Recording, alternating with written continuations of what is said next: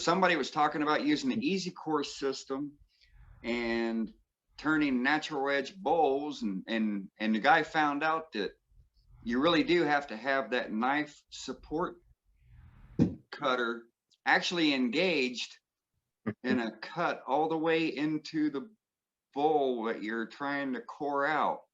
So as an easy core person owner, you definitely got to have a groove cut all the way through the wood to prevent that knife support from sliding out and making a horrendous catch and bending your knife support, bending your knife cutter, and blowing up your piece of wood.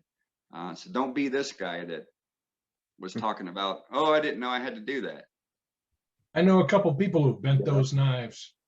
So Well, yeah, I mean, it's simple. So the easiest way, you know, whether you're doing a natural edge or a regular bowl, regular orientation.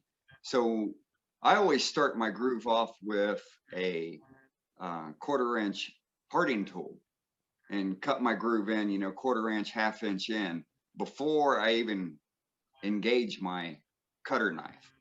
That way the groove is already started and you ain't got to worry about it. And you want to keep that knife cutter supported underneath the post, even though one way says you can go 2 inches beyond that post. You know, obviously the more support you got, you're going to have less vibration. So it just makes sense, you know,